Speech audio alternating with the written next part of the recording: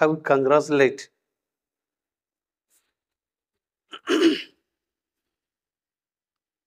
PU Board Ballari, Principals Association Ballari, then teaching and non-teaching PU College lecturers Ballari for organizing this type of ceremony to recognize our intellectual students, then people who have served for the society, for the overall development of the student. Yes, these kinds of ceremonies are required in present scenario. At the outset,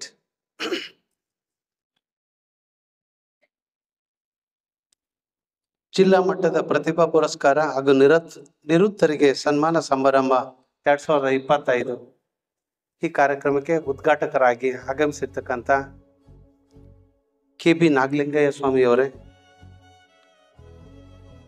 best ಸಂಸ್ಥೆಯ ಕಾರ್ಯದರ್ಶಿಗಳಾಗಿರ್ತಕ್ಕಂಥ ಮೊನ್ನೆ Srinivasa sir ಅವರೇ, H ಸಣ್ಣ ಶಿವರಾಮರಪ್ಪರವರೇ, ಶ್ರೀಶೈಲಿ ರವರೇ, Shrimati B Sulekha madam ರವರೇ, ಶ್ರೀ ನಾಗೇಶ್ವರ ಅವರವರೇ, ಶ್ರೀ ರಾಜಣ್ಣ ಅವರವರೇ, ಶ್ರೀ ಕೆ ವೆಂಕಟೇಶ್ವರವರವರೇ, KL ಮದಿಕೇರಪ್ಪರವರೇ, ಹಾಗೂ ಶಿಕ್ಷಣದಿಂದಲೇ ಸಮಾಜ, ಸಮಾಜದಿಂದಲೇ ದೇಶ ಅಂತಕ್ಕಂಥದ್ದು ಕಂಕಣ ಕಟ್ಟಿ ವಿದ್ಯಾರ್ಥಿಗಳಿಗೆ ಸತತವಾಗಿ ದುಡಿದು ಇವತ್ತು ಸನ್ಮಾನಕ್ಕೆ ಆಗಮಿಸಿರ್ತಕ್ಕಂಥ ಪ್ರಾಂಶುಪಾಲರುಗಳೇ ಹಾಗೂ ಉಪನ್ಯಾಸಕರುಗಳೇ, PU ಬೋರ್ಡ್ನ ಎಲ್ಲ PU ಕಾಲೇಜಿನ ಎಲ್ಲ ಉಪನ್ಯಾಸಕರುಗಳೇ, ಪ್ರತಿಭಾ PUCಯಲ್ಲಿ ಅತಿ ಹೆಚ್ಚು ಅಂಕಗಳನ್ನು ಗಳಿಸಿ ಕರ್ನಾಟಕಕ್ಕೆ, ಬಳ್ಳಾರಿ ಜಿಲ್ಲೆಗೆ ಹೆಸರು ತಂದಿರ್ತಕ್ಕಂಥ ಪ್ರತಿಭಾವಂತ ವಿದ್ಯಾರ್ಥಿಗಳೇ ಹಾಗೂ ವಿದ್ಯಾರ್ಥಿಗಳ ಪೋಷಕರೇ ಹಾಗೂ ನನ್ನ ನೆಚ್ಚಿನ ಮುದ್ದು ವಿದ್ಯಾರ್ಥಿ ಮಕ್ಕಳೇ,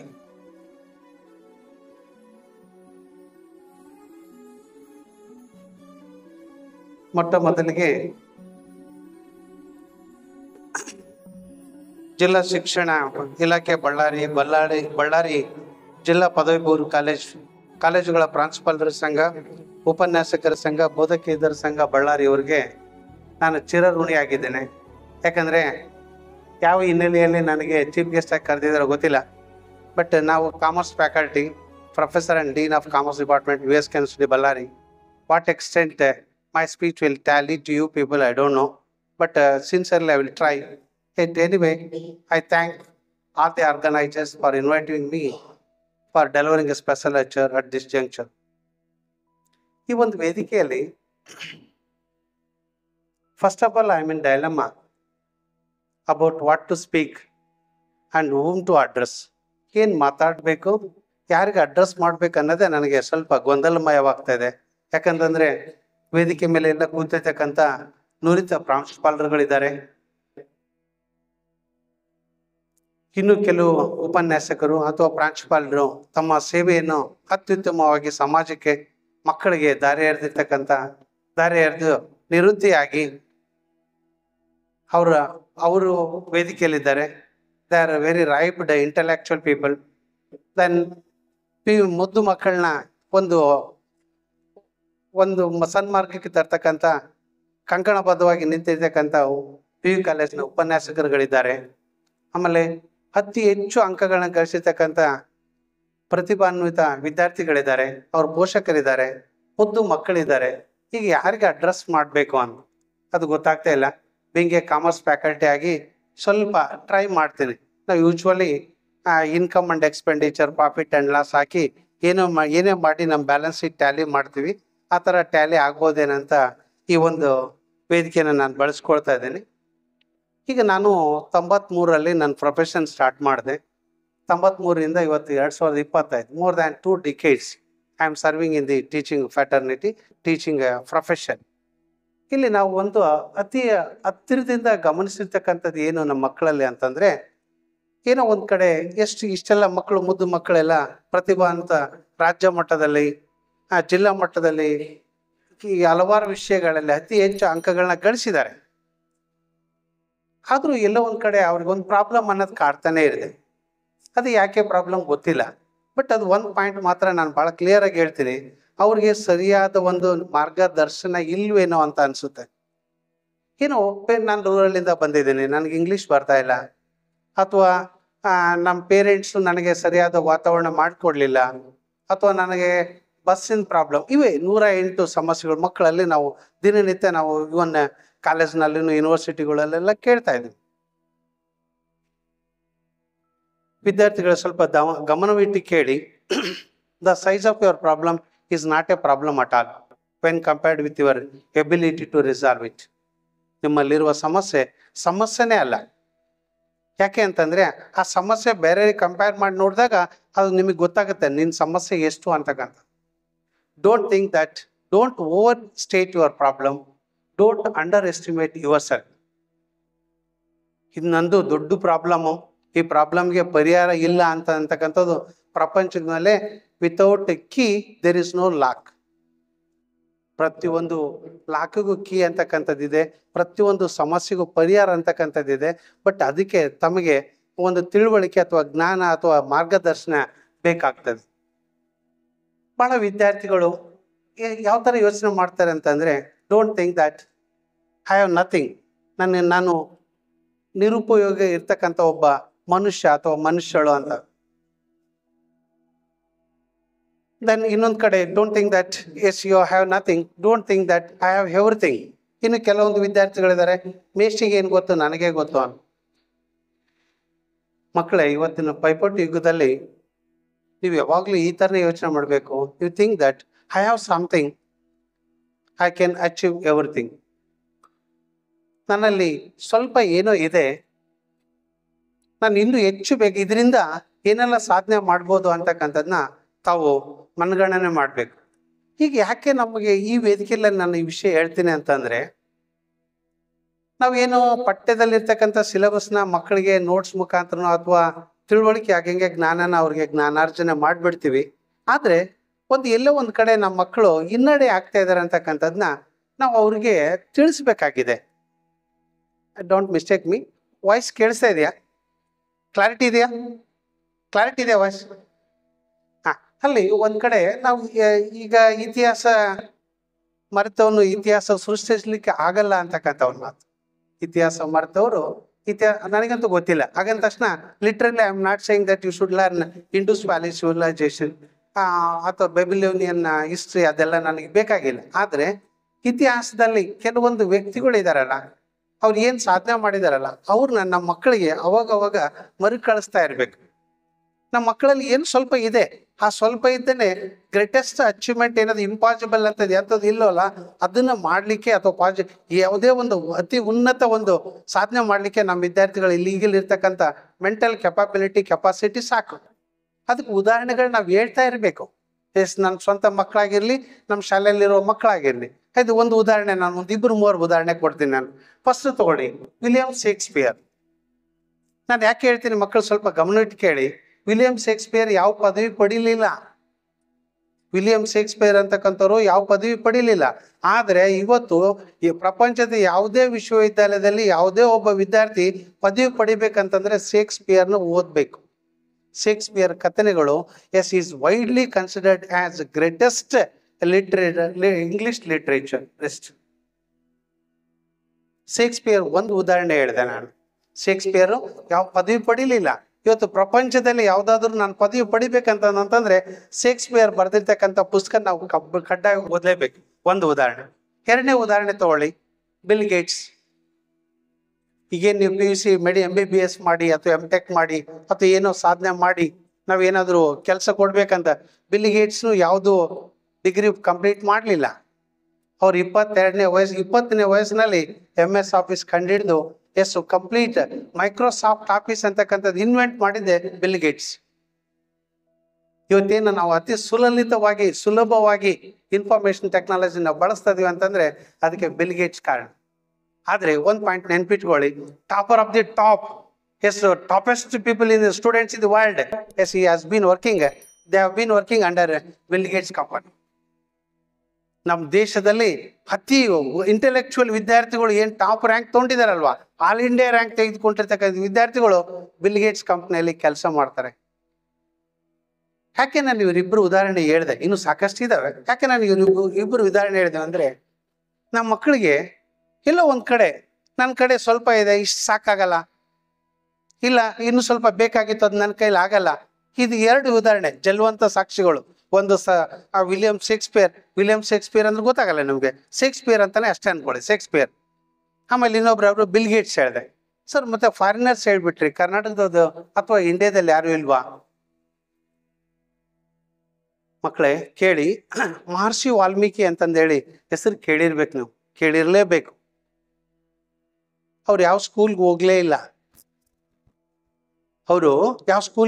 ಇಲ್ಲ. ಒಂದು ದಟ್ಟವಾದ ಅರಣ್ಯದಲ್ಲಿ ಒಂದು ಆಶ್ರಮದಲ್ಲಿ ಸ್ವಾಮೀಜಿಯ ಆ ಮಗುವಾಗಿ ಹುಟ್ಟುತ್ತಾರೆ. ಅವ್ರ ಹೆಸರು ರತ್ನಾಕರ ಅಂತ. Yes, he was abducted by childless women. She belong to Bhil family. ಅವಳು ಒಂದು ದಟ್ಟ ಅರಣ್ಯದಲ್ಲಿ ಆ ಮಗು ಒಂದ್ಸಲ ಕಳೆದುಕೊಳ್ಳುತ್ತೆ. ಆ ಮಗು ಯಾರ ಕಡೆ ಸಿಗುತ್ತೆ ಅಂತಂದ್ರೆ, ಆ ಬಿಲ್ ಫ್ಯಾಮಿಲಿ ಅಂತಕ್ಕಂಥ ಮಗು ಇರದೇ ಇರ್ತಕ್ಕಂಥ ತಾಯಿ ಆ ಬಿಲ್ ಫ್ಯಾಮಿಲಿಗೆ ಸಂಬಂಧಪಟ್ಟಿರ್ತಕ್ಕಂಥವಳಿಗೆ ಆ ಮಗು ಸಿಗುತ್ತೆ. ಆ ಬಿಲ್ ಫ್ಯಾಮಿಲಿ ಪ್ರೊಫೆಷನ್ ರಾಬರಿ ಆಗಿರುತ್ತೆ. ಆ ಬಿಲ್ ಫ್ಯಾಮಿಲಿ ಅವ್ರ ವೃತ್ತಿ ಏನಾಗಿರುತ್ತೆ ಅಂತಂದ್ರೆ ದರೋಡೆಕೋರತನ ಮಾಡ್ತಕ್ಕಂಥದ್ದಾಗಿರುತ್ತೆ. ಎಸ್ ಮಕ್ಕಳೇ, imitation is the law of nature ಅಂತಾರೆ. ಅನುಕರಣೆ ನಿಸರ್ಗದ ಕೊಡುಗೆ. ಮಹರ್ಷಿ ವಾಲ್ಮೀಕಿಯವರು ಮೊದಲು ರತ್ನಾಕರ್ ಆಗಿದ್ರು. ಆ ಬಿಲ್ ಫ್ಯಾಮಿಲಿಯಲ್ಲಿ ಆ ಪ್ರೊಫೆಷನ್, ಅವ್ರ ಪೇರೆಂಟ್ಸು ಅಥವಾ ಆ ಮನೇಲಿ ಇರ್ತಕ್ಕಂಥ ಕುಟುಂಬದವ್ರು ಏನ್ ಮಾಡ್ತಿದ್ರು, ಇದು ರತ್ನಾಕರ ಅಥವಾ ಮಹರ್ಷಿ ವಾಲ್ಮೀಕಿಯವರು ಅದನ್ನೇ ಮಾಡ್ತಾ ಇದ್ರು. ಒಂದು ದಿನ ಜ್ಞಾನೋದಯ ಆಯ್ತು. ಅದೆಲ್ಲ ಮತ್ತೆ ಹಿಸ್ಟ್ರಿ ಹೇಳಿದ್ರೆ ಟೈಮ್ ಆಗುತ್ತೆ, ಯಾಕಂದ್ರೆ ಬಹಳ ವಿಷಯ ಕವರ್ ಮಾಡ್ಬೇಕಾಗಿದೆ. ಅಲ್ಲಿ ಆ ಸ್ವಾಮೀಜಿ ಒಬ್ರು ಹೇಳ್ತಾರೆ, ನೀನ್ ಮಾಡಿರ್ತಕ್ಕಂಥ ಪಾಪಕ್ಕೆ ಯಾರಾದ್ರೂ ಹೊಣೆ ಆಗ್ತಾರ ಅಂತ. ಹೋಗಿ ಮನೇಲಿ ಕೇಳ್ತಾನೆ, ನಾನು ಈ ದರೋಡೆ ಮಾಡ್ಕೊಂಡು ತಂದು ಕೊಡ್ತಾ ಇದ್ದೇನಲ್ವಾ, ಅದ್ರಲ್ಲಿ ಏನಾದ್ರು ನೀವು ಪಾಲು ತಗೊಳ್ತೀರಾ ಅಂತ. ಅವ್ ಹೆಂಡ್ತಿ ಮಕ್ಳು ಯಾರು ಒಪ್ಪೋದೇ ಇಲ್ಲ, ನಿನ್ನ ಪಾಪಕ್ಕೆ ನಾವು ಹೊಣೆ ಅಲ್ಲ, ನೀವೇ ಹೊಣೆ. ಅವಾಗ ರಿಯಲೈಸ್ ಆಗ್ತಾರೆ, ಮಹರ್ಷಿ ವಾಲ್ಮೀಕಿ ಆಗ್ತಾರೆ. ಭಾರತದಲ್ಲಿ ಸಂಸ್ಕೃತದಲ್ಲಿ 24,000 ಪದ್ಯಗಳು, 7 ಪದ್ಯಗಳನ್ನು ಒಳಗೊಂಡ 7 ಅಧ್ಯಾಯಗಳನ್ನು ಸಂಸ್ಕೃತದಲ್ಲಿ ಬರೆದ ಏಕೈಕ ಮೊದಲ ಕವಿ ಮಹರ್ಷಿ ವಾಲ್ಮೀಕಿ. ನಾನು ಯಾಕೆ ಇದನ್ನ ಒತ್ತಿ ಹೇಳ್ತಾ ಇದ್ದೀನಿ ಅಂತಂದ್ರೆ, ನಮ್ಮ ಮಕ್ಕಳು ಹೆಚ್ಚು ನಾವೆಲ್ಲ ಇಂಡಿಯಾ ಇಸ್ ರೂರಲ್, ಭಾರತ ದೇಶ ಗ್ರಾಮೀಣ ಭಾರತ ದೇಶ. ನಮ್ಮಲ್ಲಿ ಮಕ್ಕಳಿಗೆ ಎಲ್ಲೋ ಒಂದ್ ಕಡೆ ಒಂದು ಕಲೆ ಇದೆ. Yes, every person in the world is suitable one or the other way.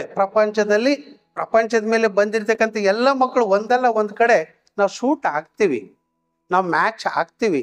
ಆದ್ರೆ ಅದನ್ನ ನಾವು ಅರ್ಥ ಮಾಡ್ಕೋಬೇಕು, ನಾವು ಎಲ್ಲಿ ಮ್ಯಾಚ್ ಆಗ್ತೀವಿ ಅಂತ. ಅದು ಮತ್ತೆ ಅಲ್ಲಿ ಪೇರೆಂಟ್ಸ್ಗೆ ಬರ್ತೀನಿ. ಈಗ ಕೀಳಿರಮೆ ಅಥವಾ ಗಿಲ್ಟಿ ಕಾನ್ಶಿಯಸ್ ಅಥವಾ ಇನ್ಫೀರಿಯಾರಿಟಿ ಅಂತ ಹೇಳಿದ್ವಲ್ವಾ, ಅದಕ್ಕೆ 12ನೇ ಶತಮಾನದಲ್ಲಿ ಬಸವಣ್ಣನವರು ಒಂದು ವಚನ ಹೇಳ್ತಾರೆ. ಕಲ್ಲು ದೇವರು ದೇವರಲ್ಲ, ಮಣ್ಣು ದೇವರು ದೇವರಲ್ಲ, ಪಂಚಲೋಹದಿಂದ ಮಾಡಿದ ದೇವರು ದೇವರಲ್ಲ, ಕಾಶಿ ರಾಮೇಶ್ವರ ಗೋಕರ್ಣ ಕೇದಾರ ಮುಂತಾದ ಪುಣ್ಯಕ್ಷೇತ್ರಗಳಲ್ಲಿರುವ ದೇವರು ದೇವರಲ್ಲ, ತನ್ನ ತಾನರಿತು ತಾನ್ಯಾರೆಂದು ತಿಳಿದೊಡೆ ತಾನೇ ದೇವ ನೋಡ ಕೂಡಲ ಸಂಗಮ ದೇವ. ಸರ್ ಮತ್ತೆ ದುರ್ಗಮ್ಮನ ಗುಡಿಗೆರೆ ದೇವ್ರಲ್ಲೇನು ಸರ್? ಮಾದೇವತ್ತ ಅವು ನಮಗೆ ಬೇಕಾಗಿಲ್ಲ, ನಾವು ಕಾಮರ್ಸ್ ಮಂದಿ. Income expenditure profit last stanza ಅಷ್ಟೇ ಹೇಳ್ಬಿಡ್ತೀನಿ. ಲಾಸ್ಟ್ ಸ್ಟ್ಯಾಂಜ ಏನು? ತನ್ನನ್ನು ತಾನರಿತು ತಾನ್ಯಾರೆಂದು ತಿಳಿದೊಡೆ. ಅಂದ್ರೆ first self realisation, self actualisation, self esteem. ನಾನು ಯಾರು ಸರ್? ನೀವು ಯಾರು? ನೀವು ಯೂನಿವರ್ಸಿಟಿ ಪ್ರೊಫೆಸರ್ ಅಲ್ವಾ? ಅದು ಅಲ್ಲ, ಅದು ಇಟ್ಟ ಹೆಸರು. What is my talent? What is my capability? What is my calibre? One should understand. ಮಕ್ಕಳು ಅರ್ಥ ಮಾಡ್ಕೋಬೇಕು. ಇಷ್ಟಲ್ಲ, ನನಗೆ ಇಷ್ಟು ಜ್ಞಾನದಿಂದ ಇನ್ನು ಯಾವ ಮಟ್ಟಿಗೆ ನಾನು ಬೆಳಿಬೋದು. Yes, thousands of miles begins from first step. ಯಾವುದಾದ್ರೂ ಒಂದು ಉನ್ನತ ಸಾಧನೆ, ತೇನ್ಸಿಂಗ್ ಏನಾದ್ರು ಹಿಮಾಲಯ ಪರ್ವತ ಹತ್ತಿದ್ದಲ್ವಾ, ಡೈರೆಕ್ಟ್ ಮ್ಯಾಗ್ ಜಂಪ್ ಮಾಡಲಿಲ್ಲ, ಫಸ್ಟ್ ಸ್ಟೆಪ್ ಇಂದನೇ ಸ್ಟಾರ್ಟ್ ಮಾಡಿದ್ರು. ಹಾಗಾಗಿ ಎಸ್, ಇಲ್ಲಿ ನೋಡಿ, ತನ್ನನ್ನು ತಾನರಿತು. ಈಗ ಯಾರು ಅರ್ಥ ಮಾಡ್ಕೋಬೇಕು? ಒಂದು ಸ್ಟೂಡೆಂಟ್ಸ್ ಅರ್ಥ ಮಾಡ್ಕೋಬೇಕು, ಇನ್ನೊಂದು ಪೇರೆಂಟ್ಸ್ ಅರ್ಥ ಮಾಡ್ಕೋಬೇಕು. ಸ್ಟೂಡೆಂಟ್ ಏನು ಅರ್ಥ ಮಾಡ್ಕೋಬೇಕು? ತಮ್ಮಲ್ಲಿ ಇರ್ತಕ್ಕಂಥ ಗಿಲ್ಟಿ ಕಾನ್ಸಿಯಸ್ ಬಿಟ್ಬಿಡಿ. ನನಗೆ ಬರಲ್ಲ ಅನ್ನೋ ಶಬ್ದ ನಿಮ್ಮ ಮನಸ್ಸಿನಿಂದ ಕಿತ್ತೊಗೆದು ಬಿಡ್ಬೇಕು, ಬೇರು ಸಮೇತ ಕಿತ್ತೊಗಿಬೇಕು. ಯಾಕೆ ಕಿತ್ತೊಗಿಬೇಕು? ಬೇರು ಬರಲ್ಲ ಅನ್ನೋ ಶಬ್ದನೇ ಇಟ್ಕೋಬಾರ್ದು. ಯಾಕೆ ಬರಲ್ಲ? 10 ಸಲ ಓದಿ, 10 ಸಲ ಬರೀರಿ, 1 ಸಲ ರಿಯಲೈಸ್ ಮಾಡಿ ಏನು ಓದಿದ್ದೀರಿ, ಏನು ಬರ್ದಿದ್ದೀರಿ ಅಂತ. ಆ ರೈಟರ್ಗಿಂತಲೂ ಚೆನ್ನಾಗಿ ನೀವು ಬರಿಬಲ್ರಿ. ನಾನು I am giving 100% surety about it. ಯಾಕಂದರೆ ನಾನು ಒಂದು ಗ್ರಾಮೀಣದಿಂದ ಬಂದಿರತಕ್ಕಂಥ ವಿದ್ಯಾರ್ಥಿ. ನಿಮ್ಮ ಕಷ್ಟಗಳೇನಿದಾವಲ್ಲ, ಆ ಕಷ್ಟಗಳನ್ನೇ ಅಲ್ಲ. ನಾನು ಆಗಲೇ ಹೇಳಿದೆ, the size of your problem is nothing. ನೀವೇ ಅದನ್ನು ದೊಡ್ಡದು ಮಾಡ್ತಾ ಇದ್ದೀರಿ. ಆಗಿದೆ, ಹೀಗಿದೆ, ಹಾಗಾಗ್ತಾ ಇದೆ, ಹೀಗಾಗ್ತಿದೆ, ನಾನು ಕುಳ್ಗಿದ್ದೀನಿ, ನಾನು ಕಪ್ಪಗಿದ್ದೀನಿ, ನಾನು ಡುಮ್ಗಿದ್ದೀನಿ, ನಾನು ಏರ್ಸಿಲ್ಲ. ಇವೆಲ್ಲ ಸಮಸ್ಯೆಗಳಲ್ಲ. ನಿಜವಾದ ಸಮಸ್ಯೆಗಳು ಅವು ಏನು ಅಂತಕ್ಕಂಥದ್ದು ನೀವು ರಿಯಲೈಸ್ ಆಗಬೇಕು. ಒಂದು. ಇನ್ನೊಂದು ಕಡೆ ಪೇರೆಂಟ್ಸ್ ಏನು, ತನ್ನನ್ನು ತಾನರಿತೊಡೆ. ಮಕ್ಕಳು ಗಿಲ್ಟಿ ಕಾನ್ಷಿಯಸ್ ತೆಗ್ದಾಕ್ಬಿಡ್ಬೇಕು, ಇನ್ಫೀರಿಯಾರಿಟಿ ಕಾಂಪ್ಲೆಕ್ಸ್ ತೆಗ್ದಾಕ್ಬಿಡ್ಬೇಕು. ಬರಲ್ಲ ಅಂತಂದು ಅನ್ನೋದು ಅನ್ಬಾರ್ದು. They have to identify what the defect. They have to identify weakness. Weakness ಏನಂತಕ್ಕಂಥದ್ದು ನೀವು ಐಡೆಂಟಿಫೈ ಮಾಡಿ, ಆ ವೀಕ್ನೆಸ್ನ ಸ್ಟ್ರಾಂಗ್ ಮಾಡಕ್ಕೆ ನೋಡಿ. ಯಾರೋ ಹೇಳ್ತಾರೆ, ಮಗು ಹುಟ್ಟಿದ ತಕ್ಷಣ 3 ದಿನದಲ್ಲಿ ಹಣೆ ಬರ ಬರೀತಾರೆ ಅಂತ. ನನಗಂತೂ ಗೊತ್ತಿಲ್ಲ. ಯಾರೋ ನಮ್ಮ ಪೂರ್ವಜರು ಹೇಳ್ತಾ ಇದ್ರು, ನಾನು ಅದನ್ನೇ ಕೇಳ್ತಾ ಇದ್ದೀನಿ, ಮತ್ತು ಅದನ್ನೇ ಕಂಟಿನ್ಯೂ ಮಾಡ್ತಾ ಇದ್ವಿ. ನಮ್ಮ ಮಕ್ಕಳು ಅದನ್ನೇ ಹೇಳ್ತಾರೆ, ನೀವು ಅದನ್ನೇ ಅವ್ರಿಗೆ ಹೇಳ್ತೀರಿ, ನಿಮ್ಮ ಮಕ್ಕಳಿಗೆಲ್ಲ ಹೇಳ್ತೀರಿ. ಗೊತ್ತಿಲ್ಲ. ಆದರೆ ಅದನ್ನು ಚೇಂಜ್ ಮಾಡ್ತಕ್ಕಂಥ ಒಂದು ಕೆಪಾಸಿಟಿ ನಿಮ್ಮಲ್ಲಿದೆ. ನಮಗೆ ಒಂದು ಮೇಷ್ಟ್ರು ಒಬ್ರು ಹೇಳ್ತಾ ಇದ್ರು, ಕೈಗೆ ಬರೆಯೋದು ಕಲಿಸ್ಬಿಡ್ಬೇಕಂತ. ಮೇಷ್ಟ್ರು ಅಂತಂದ್ರೆ ನನಗೆ ಅಪಾರ ಗೌರವ. ಕೈಗೆ ಬರೆಯೋದು ಕಲಿಸ್ಬಿಡ್ಬೇಕಂತ. ನಾವು ಯಾವುದಾದ್ರೂ ಒಂದು ಸಾಂಗ್ ಬರ್ತಾಯಿದೆ, ಸಾಂಗ್ ಇದೆ, ಅದನ್ನ ಲಿರಿಕ್ಸ್ ಸ್ಟಾರ್ಟ್ ಆಗ್ತಿದ್ದಂಗ್ಲೇ ಬಾಯಿಗೆ ಹಾಡಾಡೋದು ಕಲಿಸ್ಬಿಡ್ತೀವಲ್ವಾ. ಹಾಗೇನೆ ಕೈಗೆ ಬರೆಯೋದು ಕಲಿಸ್ಬೇಕಂತಂದರೆ ಅಷ್ಟರ ಮಟ್ಟಿಗೆ ನೀವು ಆ ಒಂದು ವಿಷಯದಲ್ಲಿ ತಜ್ಞರಾಗಬೇಕು. ನಾವು send off party, welcome party ಎಲ್ಲ ನೋಡ್ತೀವಿ. ನಮ್ಮ ಮಕ್ಕಳು 16 ಡ್ಯಾನ್ಸ್ ಒಂದೇ ಸ್ಟೆಪ್ ಮೇಲೆ ಹಾಕ್ತವೆ. ಆ ಕುಣಿತಾನೆ, ಒಂದು ಸ್ಟೆಪ್ಪು ಮಿಸ್ ಆಗಲ್ಲ, ಒಂದು ಸ್ಟೆಪ್ಪು ಮಿಸ್ ಆಗಲ್ಲ. ಯಾಕಾಗಲ್ಲ? ಅಷ್ಟು ಒಂದು ಆಳವಾಗಿ ನೀವು ಅದನ್ನು ಪ್ರಾಕ್ಟೀಸ್ ಮಾಡಿರ್ತೀರಿ. ಅದನ್ನೇ when it comes to the subject you are not concentrating. ಅದು ಆಗಬೇಕು. ಅದು ಆದಾಗ ಇದಕ್ಕೊಂದು ಅರ್ಥ ಬರ್ತಕ್ಕಂತಕ್ಕಂಥ ಒಂದು ಮಾತು. ಹಾಗೇನೆ ಈಗ ಒಂದು ಇಂಗ್ಲೀಷ್ ಬರಲ್ಲ ಅಂತಕ್ಕಂಥದ್ದು ಒಂದು ಉದಾಹರಣೆ. ಭಾಳ ಮಕ್ಕಳಿಗೆ ಅದು ಏನೋ ಗೊತ್ತಿಲ್ಲ. ಅದು ಯಾಕೆ ಅದು ನಿಮ್ಮ ತಲೆಗೆ ಬಂದಿದೆ ಅಂತಲೂ ನನಗೆ ಗೊತ್ತಿಲ್ಲ. ಒಂದು ಸರ್ತಿ ಇಲ್ಲೇ ಹೈವೇದಲ್ಲಿ ಒಂದು ಹೋಟೆಲ್ ಇತ್ತಂತೆ. ಹೈವೇ ಪಕ್ಕದಲ್ಲಿ ಒಂದು ದೇವಸ್ಥಾನ, ಸಣ್ಣದು ದೇವಸ್ಥಾನ. ಅಲ್ಲೊಬ್ಬ ಅರ್ಚಕರು ತುಂಬ ಚೆನ್ನಾಗಿ ಪೂಜೆ ಮಾಡ್ತಾ ಅದು ಆ ದೇವಸ್ಥಾನ ಹೇಗಾಯ್ತು ಅಂತಂದರೆ, ಬಳ್ಳಾರಿಗೆ ಹೆಸರಾಯಿತು, ಕರ್ನಾಟಕಕ್ಕೆ ಹೆಸರಾಯಿತು, ಇಂಡಿಯಾಗೆ ಹೆಸರಾಯಿತು, ಫಾರಿನ್ನಿಗೆ ಹೆಸರಾಯಿತು. ಒಬ್ಬ ಸಣ್ಣ ದೇವಸ್ಥಾನದಲ್ಲಿ ಪೂಜೆ ಮಾಡ್ತಕ್ಕಂಥ ಒಂದು ದೇವಸ್ಥಾನ ಇಂಟರ್ನ್ಯಾಷನಲ್ಗೆ ಫೇಮಸ್ ಆಗಿಬಿಡ್ತು. ಅಲ್ಲಿ ಆಗೇನಾಯಿತು, ಆ ಅರ್ಚಕ ಏನಿದ್ರಲ್ವ, ಅವ್ರಿಗೇನು 1-2 ಮಂತ್ರ ಬರ್ತಿದ್ವು, ಅಷ್ಟು ಬಿಟ್ಟರೆ ಏನು ಬರ್ತಾ ಇರಲಿಲ್ಲ. ಸ್ವಾಮಿಗಳಿಗೇನು ಬರ್ತಾ ಇರ್ತದೆ, ಸಾಮಾನ್ಯ ಮತ್ತೆ ಅನ್ಯತಾ ಭಾವಿಸಬಾರ್ದು. ಅಲ್ಲಿ ದೇವಸ್ಥಾನದಲ್ಲಿ ಇರ್ತಕ್ಕಂಥ ಅರ್ಚಕರು 1-2 ಮಂತ್ರ ಹೇಳ್ಬಿಟ್ಟು ಪೂಜೆ ಮಾಡಿ ಮಂಗಳಾರತಿ ಮಾಡ್ತಾಯಿದ್ರು.